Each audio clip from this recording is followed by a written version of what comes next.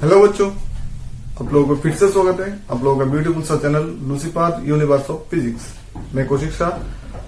आज हम लोग डिस्कस करेंगे Newton's law of motion part 21।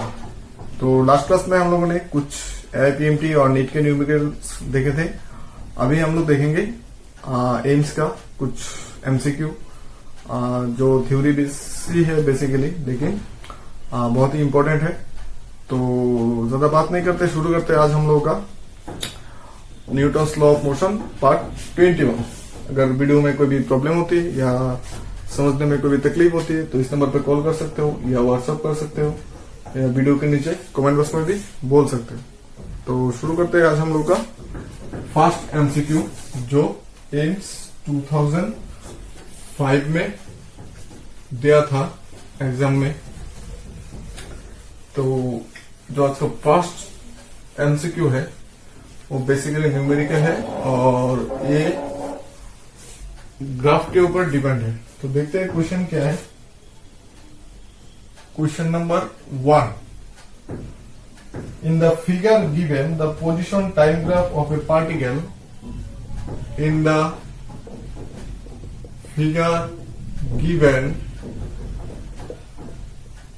Figure given the position time graph of a particle, the position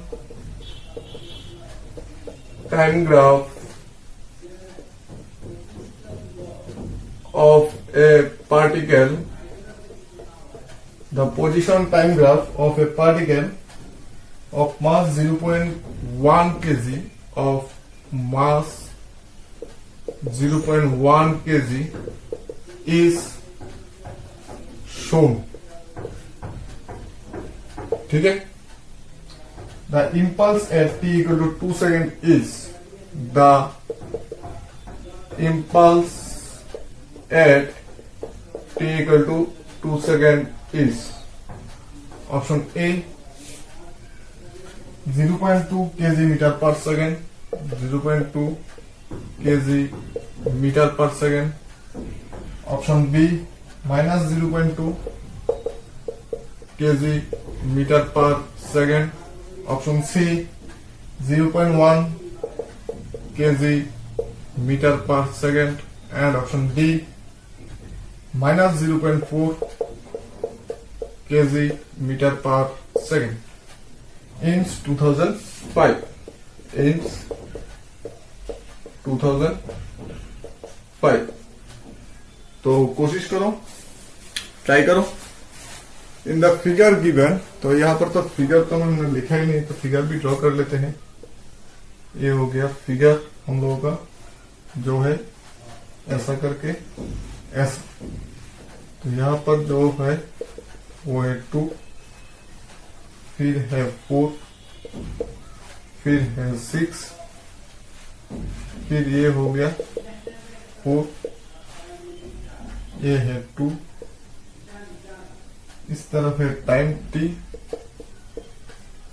और इस तरफ है डिस्टेंस x, वो है मीटर। ठीक है। तो देखो कितना आता है। In the figure given the position time graph, यहाँ पर फिगर पे पोजीशन टाइम ग्राफ दिया हुआ है हम लोगों को। तो इम्पल्स क्या है? इम्पल्स है चेंज ऑफ मोमेंटम। तो impulse equal to change of momentum. ठीक है। Impulse equal to change of momentum. तो मोमेंटम का चेंज हम लोगों को निकालना है। देखो यहां पर तो डिस्टेंस है, यहां पर टाइम है। तो यहां से मतलब 2 सेकंड से ये पूरा रेस्ट पे है, क्योंकि इसका डिस्टेंस जो है और डिस्प्लेसमेंट जो है वो चेंज नहीं हो रहा है। ठीक है। तो t इक्वल टू 4 सेकंड से हमारा जो ऑब्जेक्ट है या पार्टिकल है ये पूरा रेस्ट पे है। तो हम लोगों को चेंज इन मतलब फाइनल मोमेंटम या इनिशियल मोमेंटम पहले निकालना होगा। तो इनिशियल मोमेंटम कितना होगा? इनिशियल वेलोसिटी निकाल देते हैं पहले। वेलोसिटी इक्वल टू, वेलोसिटी मतलब डिस्टेंस बाय टाइम। तो इनिशियल वेलोसिटी मतलब इस पार्ट से इस पार्ट तक, तो डिस्टेंस कितना है हम लोग का 4, 0 to 4, तो ये हो जाएगा 4 - 0 और टाइम हो जाएगा 2 - 0, ये आ गया 4/2 equal to 2 metre per second. ये हो गया इनिशियल वेलोसिटी। तो अभी फाइनल वेलोसिटी क्या है? Final velocity equals to 0/t, क्योंकि डिस्प्लेसमेंट तो 0 है, डिस्प्लेसमेंट तो चेंज नहीं हो रहा है एक्स का वैल्यू, तो ये हो जाएगा 0। तो मोमेंटम का चेंज कितना होगा? mv minus mu। Initial velocity मतलब u, फाइनल वेलोसिटी मतलब v। तो यहां से m कॉमन ले लेने से v माइनस u। तो m का वैल्यू कितना दिया हुआ है हम लोगों को? 0.1 kg, और हम लोग को u कितना आया है? 2। तो ये हो जाएगा 0 - 2, तो ये हो जाएगा -0.2 kg मीटर पर सेकेंड, क्योंकि m का यूनिट है kg और v का यूनिट है मीटर पर सेकेंड, तो हम लोगों का यूनिट हो जाएगा kg मीटर पर सेकेंड। ठीक है, सिर्फ पहले इनिशियल वेलोसिटी मतलब इस पार्ट का वेलोसिटी निकालना है, फिर फाइनल वेलोसिटी मतलब इस पार्ट का वेलोसिटी निकालना है, तब आ जाएगा हम लोग का चेंज ऑफ मोमेंटम कितना है? mv minus mu। तो v का वेलोसिटी तो मतलब फाइनल वेलोसिटी तो 0 है, तो हम लोगों ने v का वैल्यू 0 पुट कर दिया, u का वैल्यू 2 पुट कर दिया, तो हम लोग का आंसर आ गया -0.2। तो this option is given in option B. तो हम लोगों का option B is the correct option. ठीक है, चलो ठीक है, अभी देखते हैं next question number 2।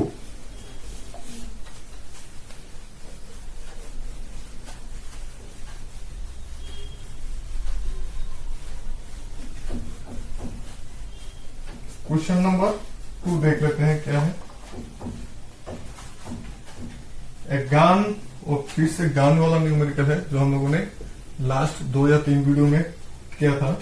A gun fires a bullet of mass, a gun fires a bullet of mass 50 gram with a velocity of 30 meter per second, with a velocity of 30 meter per second. Because of this, the gun is pushed back. Because of this, the gun is pushed back with a velocity of 1 meter per second. With a velocity of 1 meter per second. The mass of the gun is the mass of the gun is option A 5.5 kg, option B 3.5 kg, option C 1.5 kg, option D 0.5 kg, and this is came in 2000। ठीक है, गान का numerical है तो जल्दी से कर लो। देखो कितना आता है। A gun fires a bullet of mass 50 gram, तो मास ऑफ बुलेट ले लेते हैं small M equals to 50 gram 0.05 kg with a velocity 30 meter per second। तो velocity of bullet v equals to 30 meter per second. The car is pushed back with a velocity 1 meter per second. तो velocity of gun capital भी, इसको small भी ले लेते हैं, equal to 1 meter per second. और हम लोगों को निकालना है mass of the gun means capital M कितना है।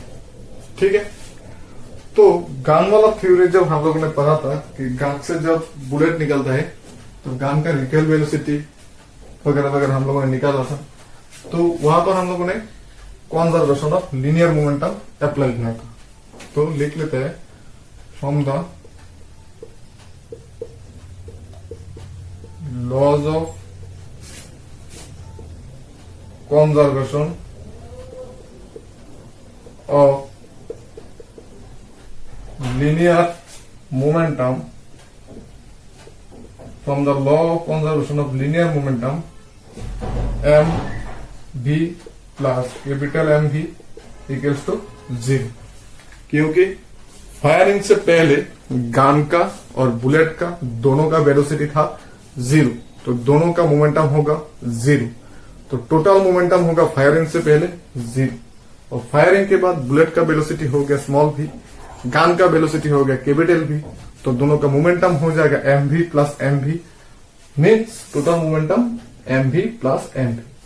तो यहां पर हम लोगों को निकालना है मास ऑफ द गन, तो M V equals to minus M V, तो capital M equals to minus small M V by capital we.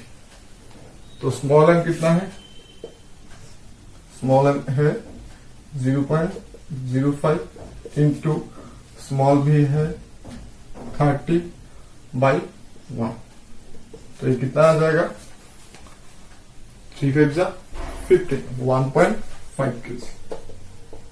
ये हो गया हम लोगों का ऑप्शन सी। देखो बहुत सिंपल सा है, सिर्फ यहाँ पर लीनियर मोमेंटम का कंजर्वेशन ऑफ लॉ अप्लाई करना।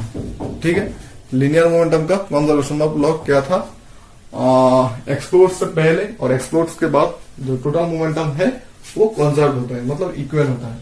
तो एक्सप्लोड से पहले लीनियर मोमेंटम है 0 टोटल मोमेंटम, और उसके बाद है M B plus M B, वहां पर सिर्फ वैल्यू पुट करना है तब आंसर आ जाएगा।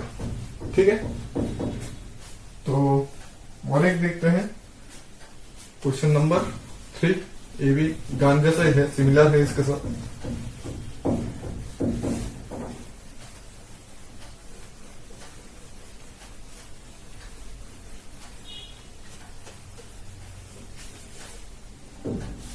तो question number 3, a body of mass capital M moving with velocity capital V, a body of mass capital M is moving with velocity capital V, explodes into two equal parts, explodes into two equal parts. If one come to rest and the other body, if one come to rest and the other body moves with velocity v, and the other body moves with velocity small v, what would be the value of small v? What would be the value of small v? Option A capital V, option B V by root 2, option C 4V, option D 2V. Aims यहाँ पर air नहीं लिखा हुआ है इसमें, लेकिन ये आया है, ठीक है। तो a body of mass capital M is moving with velocity v exposed into two equal parts। तो मान लो ये एक बॉडी है, ये एक्सपोज होके दो हो गया है, दोनों का मास m/2 होगा, m/2 होगा, क्योंकि यहां पर बोला है explores into two equal parts, तो दो इक्वल पार्ट होने से m/2 ही होगा। और एक जो है वो रेस्ट पे आ गया है, मतलब u = 0, दूसरा जो है v हो गया है इसका वेलोसिटी v = v, और इसका जो पहले वाला है मेन बॉडी का मास वेलोसिटी है कैपिटल v। फिगर समझ में आ गया। ये बॉडी एक्सप्लोड होके दो इक्वल मास पे हो गया, एक रेस्ट पे आ गया, दूसरा मूव करने लगा है v वेलोसिटी से। तो हम लोगों को अभी v निकालना है। तो फिर से हम लोग क्या अप्लाई करेंगे, from the laws of conservation of linear movement. तो from the laws of conservation of linear momentum, explosion से पहले मोमेंटम कितना था, कैपिटल M कैपिटल V। एक्सपोज के बाद इसका मोमेंट मास हो गया m/2, वेलोसिटी हो गया 0, प्लस इसका हो गया m/2, वेलोसिटी हो गया v। तो mv इक्वल्स टू ये हो गया हम लोगों का mv/2, ये है भाई स्मॉल v। तो यहां से हम लोगों को निकालना है small v equals to 2v। तो ये आंसर होगा हम लोगों का D। बहुत सिंपल सा क्वेश्चन है। इसका मास हो गया m/2, इसका भी m/2, ये आ गया रेस्ट पे, ये आ गया वेलोसिटी v पे। तो दोनों का टोटल मोमेंटम क्या होगा, 0 प्लस m/2 इंटू v, और इसका है mv। सिर्फ इक्वल करना है, इक्वल करके देखना है कि ये जो स्मॉल v है इसका वैल्यू कितना आता है। इसको हम लोग स्मॉल v लिख लेते हैं, स्मॉल v, ये भी हम लोग लिख लेंगे स्मॉल v। तो स्मॉल v का वैल्यू कितना आता है, वही हम लोग का आंसर, मतलब इसका वेलोसिटी, ठीक है। तो कॉपी कर लो।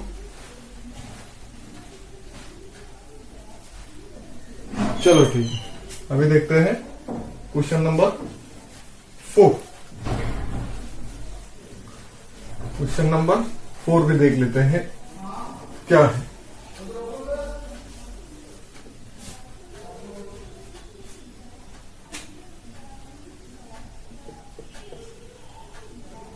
A body of mass 0.25 kg is projected with a body of mass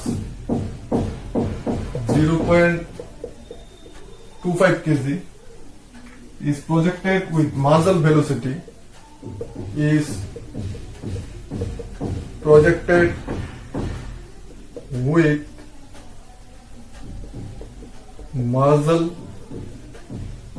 velocity is projected with Masel velocity 100 meter per second, 100 meter per second from a tank of mass 100 kg, from a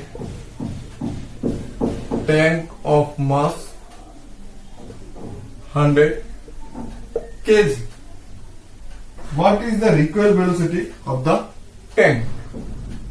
What is the recoil velocity of the tank? Option A 5 meter per second,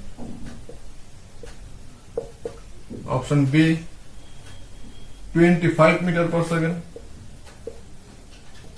option C 0.5 meter per second, option D 0.25 meter per second. INS 2012. INS 2012. A body of mass 0.25 kg is projected with muzzle velocity 100 meter per second from a tank of mass 100 kg. So here mass of body small m equals to 0.25 kg. Velocity of body small v equals to 100 meter per second. Mass of tank capital M equals to 100 kg. Velocity of tank capital B equal to question mark. ये तो पहले जैसा है गान जैसा, सिर्फ यहां पर गान की जगह पर है टैंक। जब टैंक से, या टैंक तो पता ही है, टैंक से जब बॉम्ब या दूसरा कुछ चीज छोड़ते हैं हम लोग, तो टैंक भी पीछे की तरफ जाता है। तो कितना जाता है वही हम लोगों को निकालना है। तो यहाँ पर सब कुछ तो दिया हुआ है, सिर्फ हम लोगों को conservation of linear momentum apply करना है from the laws of conservation of linear momentum. क्या होगा? M B plus M B equals to 0। क्यों? क्योंकि फायरिंग से पहले दोनों का वेलोसिटी है 0, क्योंकि दोनों रेस्ट पे थे, तो दोनों का मोमेंटम भी होगा 0, तो सम ऑफ मोमेंटम भी होगा 0। हम लोगों को कैपिटल भी लाना है, तो capital M capital B equals to minus small m small b, capital B equals to minus small m small b by capital M. तो यहाँ पर वैल्यू पुट कर देते हैं, माइनस तो रहेगा, स्मॉल एम की जगह पर 0.25, v की जगह पर 100, यहाँ पर m की जगह पर 100, आंसर आ जाएगा माइनस 0.25 मीटर पर सेकेंड। ठीक है, this minus is indicated the recoil velocity is opposite to the muzzle velocity, और कुछ नहीं। ठीक है, तो यहाँ पर तो सिर्फ मैग्नीट्यूड दिया हुआ है, तो हम लोगों को ऑप्शन डी मिल गया है आंसर। लेकिन ऑप्शन डी में माइनस नहीं है, क्योंकि यहाँ पर इन लोगों ने सिर्फ मैग्नीट्यूड पूछा है, डायरेक्शन नहीं पूछा। तो हम लोगों का जो माइनस साइन है वो एक्चुअली डायरेक्शन इंडिकेट करता है कि माजल वेलोसिटी का ऑपोजिट डायरेक्शन पे जाएगा हम लोगों का टैंक का वेलोसिटी। ठीक है, चलो ठीक है, अभी देखते हैं क्वेश्चन नंबर 5, एमसीक्यू नंबर 5। अभी 2 या 3 कुछ थ्योरी वाला क्वेश्चन देख लेते हैं। तो question 5, rocket engines lift A rocket from the earth surface. Rocket engine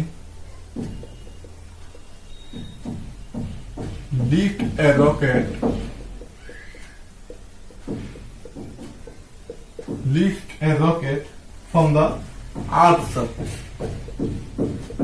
from the earth surface, because hot gases with high velocity,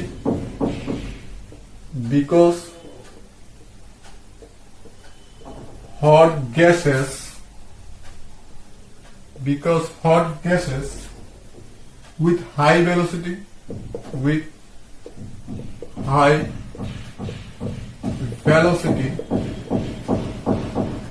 option A, push against the air,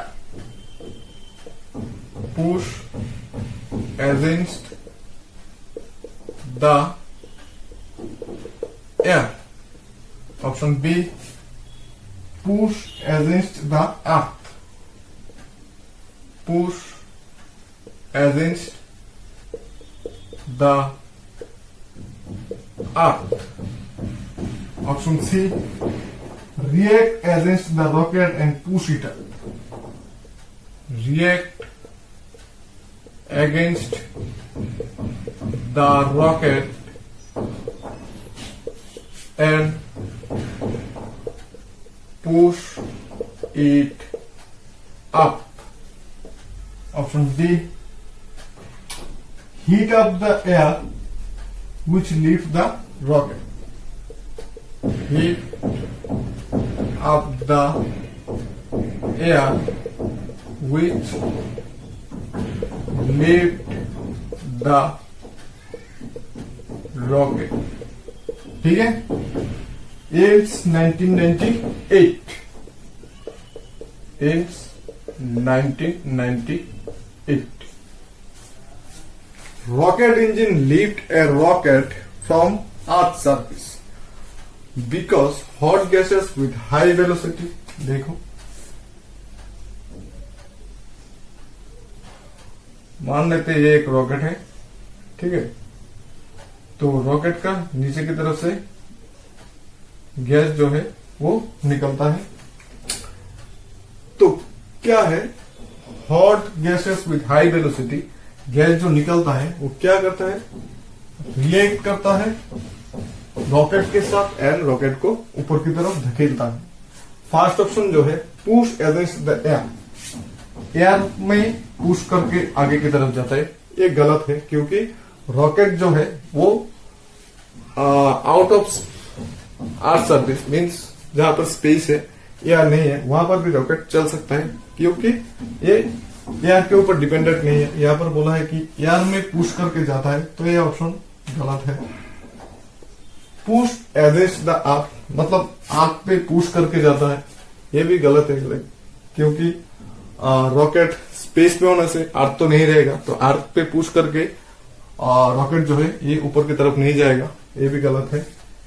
और heat of the air मतलब air को heat करते हैं जिसका वजह से rocket ऊपर की तरफ जाता है, ये तो पूरा फालतू ऑप्शन है, ये तो कभी भी नहीं हो सकता.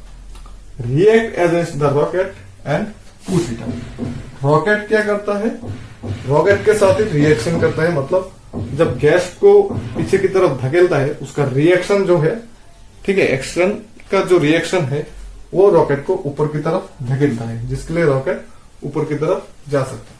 ठीक है, तो option C is the correct option. चलो ठीक है, अभी देखते हैं क्वेश्चन नंबर 6. ये भी थ्योरी बेस है, देख लेते हैं क्या है. Question 6. The motion of a rocket is based on the principle of the motion of a rocket is based on the principle of conservation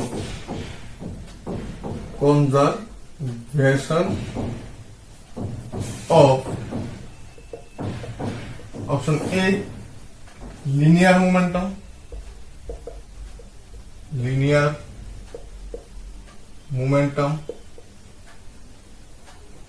option B angular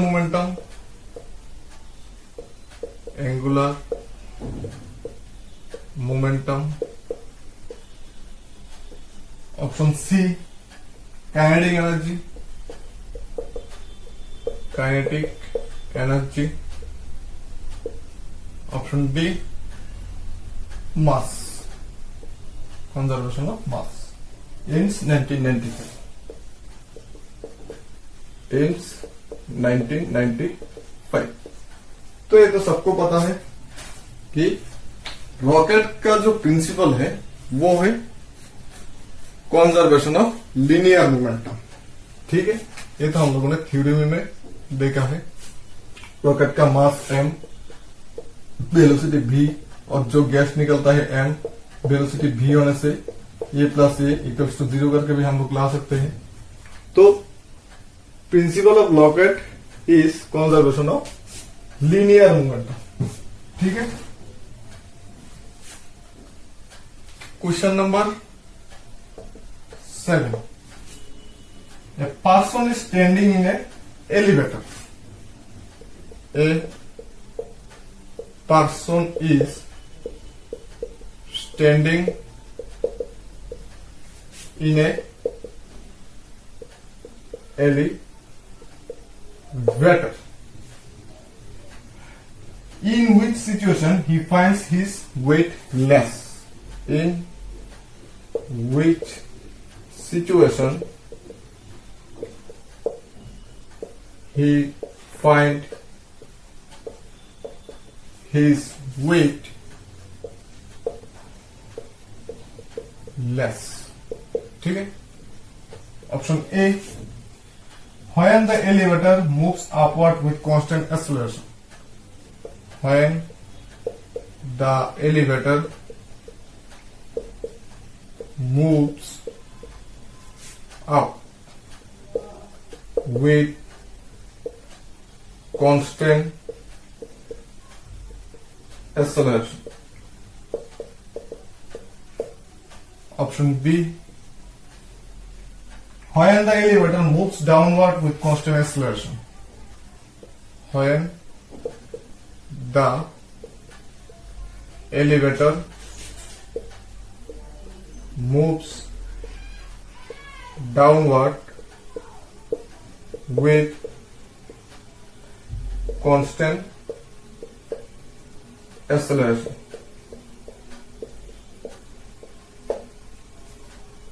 Option C, when the elevator moves upward with uniform velocity.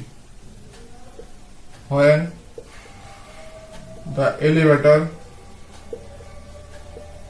moves upward with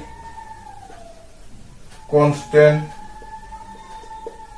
velocity. Option D, when the elevator moves downward with uniform velocity. When the elevator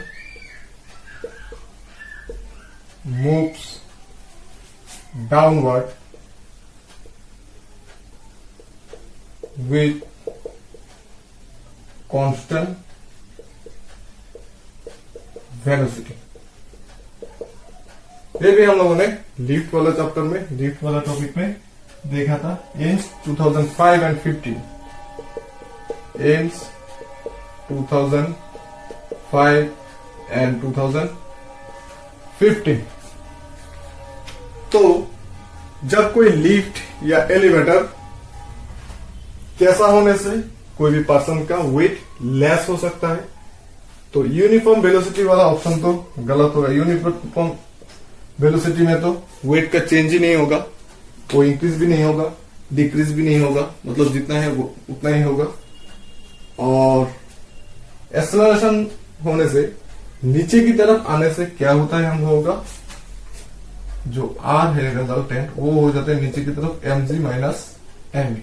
अगर elevator ए acceleration से नीचे की तरफ आता है तो, और ऊपर की तरफ आने से क्या होता है, R equals to mg plus M. ये हम लोगों ने थ्योरी में देखा था कैसे ये इक्वेशन आया है, हम लोगों ने डिराइव भी किया था। तो कौन सा वाला ज्यादा है, ये वाला ज्यादा है और ये वाला कम है। तो कम मतलब वेटलेस, तो वेट कब लेस होगा, जब ए एक्सेलरेशन से नीचे की तरफ जाएगा, मतलब downward. When the elevator moves downward with constant acceleration, जब कांस्टेंट एक्सेलरेशन से एलिवेटर या लिफ्ट नीचे की तरफ जाएगा तब जाके इसका वेटलेस होगा। ठीक है, चलो ठीक है। अभी देखते हैं question number 8।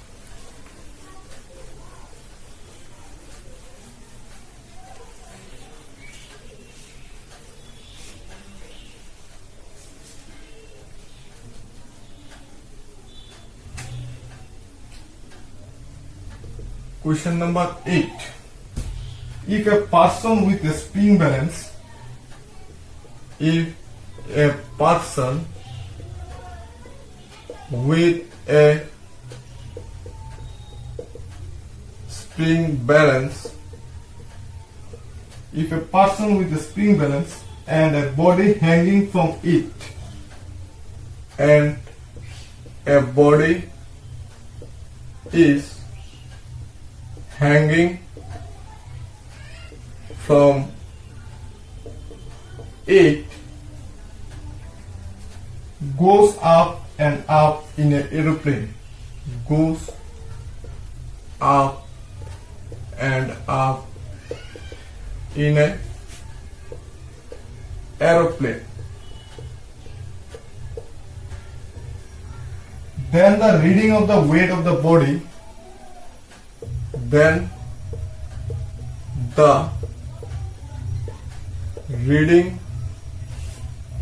of the weight of the body as indicated by the spring balance, as indicated by the spring balance, will। चार ऑप्शन दिया हुआ है। Option A, go on increasing, go on increasing. Option B, go on decreasing, go on decreasing। option C, fast increase and then decrease, fast increase and then decrease। option D, remains the same, remain the same। in 1998, बिल्कुल easy वाला सवाल है ये। If a person with a spring balance and a body is hanging from it goes up and up, ये ऊपर की तरफ ही जा रहा है इन ए प्लेन, एक प्लेन के अंदर, मतलब एक प्लेन के अंदर एक स्प्रिंग बैलेंस है, उसके ऊपर एक मान लो कि कुछ ऑब्जेक्ट या एक पर्सन जो है वो हैंगिंग सिचुएशन पे है और अभी ये प्लेन ऊपर की तरफ जा रहा है। तो ऊपर की तरफ जाने से क्या होता है, सरफेस ऑफ अर्थ से जो हाइट है वो धीरे धीरे इंक्रीज होता है। और हम लोगों को पता है, हम लोगों ने ग्रेविटेशन चैप्टर में देखा है, हाइट इंक्रीज होने से क्या होता है, acceleration due to gravity decrease होता है। और acceleration due to gravity decrease होने से वेट क्या होगा, डिक्रीज होगा, क्योंकि weight equal to mass into acceleration due to gravity. तो जी का वैल्यू डिक्रीज होने से वेट भी डिक्रीज होगा। तो आप आंसर होगा गो ऑन डिक्रीज। ठीक है। एरोप्लेन में अगर एक स्प्रिंग बैलेंस होता है और उसके ऊपर में कोई पर्सन हैंगिंग सिचुएशन में होता है, तब जब धीरे धीरे एरोप्लेन ऊपर की तरफ जाएगा तब क्या होगा, हम लोगों का जो सरफेस ऑफ अर्थ से प्लेन का हाइट है वो धीरे धीरे इंक्रीज होता रहेगा और हाइट इंक्रीज होने से उसका acceleration due to gravity decrease होता रहेगा। तो acceleration due to gravity g का वैल्यू डिक्रीज होने से डब्ल्यू का वैल्यू ऑटोमेटिकली घटने लगेगा, मीन्स डिक्रीज होता रहेगा। तो हम लोग का ऑप्शन हो जाएगा ऑप्शन बी, मतलब गो ऑन डिक्रीजिंग। ठीक है। तो हो गया हम लोग का आज 8 क्वेश्चन। फिर नेक्स्ट वीडियो में हम लोग कुछ और न्यूमेरिकल या और कुछ एमसीक्यू देखेंगे। और अगर वीडियो को अच्छा लगा हो तो लाइक और शेयर कर देना और मेरे चैनल को सब्सक्राइब भी कर देना। मिलते हैं फिर से नेक्स्ट वीडियो में, तब तक के लिए टाटा।